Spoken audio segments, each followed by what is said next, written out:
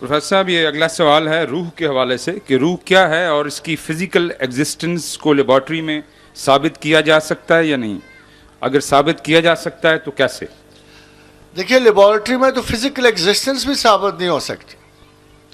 Laboratory के पास तो इतने फाइनेस्ट इंस्ट्रूमेंट नहीं है कि वो हीसेन और मीसेन हर एक को दिखाती फिरे, एटम दिखाती फिरे।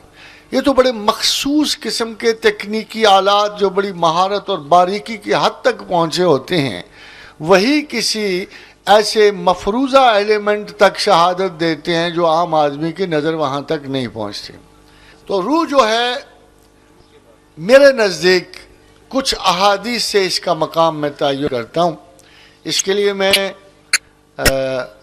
यकीनन आपसे ये माज़रत चाहूँगा कि मैं इसके हक़ में शायद कोई बहुत मजबूत, जहाँ तक उसके हक़ में कुरान और हदीस है वो तो मैं आपको बता रहा हूँ कि खुदावंद करीम ने कहा कि यसअलूनका अनिर रूह, के पूछते हैं कि रूह क्या है, तो इनसे कह दो कि कुल्लु रूहिन अम्र रब्बी है, अमर अल्लाह है, अल्लाह का हुक्म है। वमा ऊतीतुम मिनल इल्म इल्ला कलीला, मगर तुम लोगों को इसका इल्म बहुत कम दिया गया है। और कलील इल्म का मतलब ये है कि बहुत ही कम लोग शायद इसको ग़ायत तक पहुँचे। एक आध कह सकते हैं, एक सेंचुरी में एक आध कह सकते हैं, या पूरे एक मज़हब में एक आध बंदा कह सकते हैं कि जो इस मज़हब की इस शनाख्त को पहुँचाओ।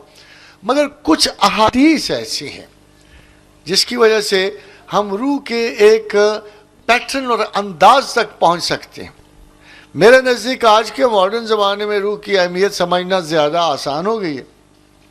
जब से ये माइक्रोचिप्स का दौर आया है, रूह अब मुझे तो समझ आती है कि क्या है, क्योंकि अल्लाह हदीस कुदसी है कि रसूलुल्लाह सल्लल्लाहु अलैहि वसल्लम ने फरमाया कि अल्लाह ने आदम की ज़ुर्रियत को उसके हाथ पे रखा, तो आदम ने देखा कि एक हाथ में चमकदार दाने हैं, सिलिकॉन चिप्स, और एक हाथ में तारीक दाने हैं। तो आप तारीक दानों को देख के रोए और चमकदार दानों को देख के खुश हुए। चमकदार दाने वो अरवाह थी जो निजात याफ्ता थी, और वो तारीक दाने वो थे जो अजाब याफ्ता थी। तो उससे पता ये लगता है। और वैसे भी अगर आप गौर कीजिए तो रूह कहीं मक़ायद है, कहीं मकाम है, वो आवारा नहीं घूमती, वो बंदे के अंदर मौजूद है और उसका वजूद है। जब रूह का वजूद है, उस वजूद का कोई तशख़्ख़ुस ज़रूर होगा, और वो रीढ़ की हड्डी के आखिरी मोरे में नस्ब है, और वहाँ से उसको निकाला जाता है। और निकालने का जो अनसीन ऑपरेशन मलाइका करते हैं, उसमें दो चीज़ें बड़ी वाज़ेह हैं कि जो रूह बज़ाहिर आलाइश से दुनिया में उलझ गई, जिसकी दिलचस्पियाँ ज़्यादा हुई, कैंसर की तरह उसके इंटेंगलमेंट्स इतनी ज़्यादा हो जाती हैं कि उस रूह को कुरेदते निकालते हुए उसकी खिलाफ मर्जी मलाइका उसको बड़ी अजियत से निकालते हैं।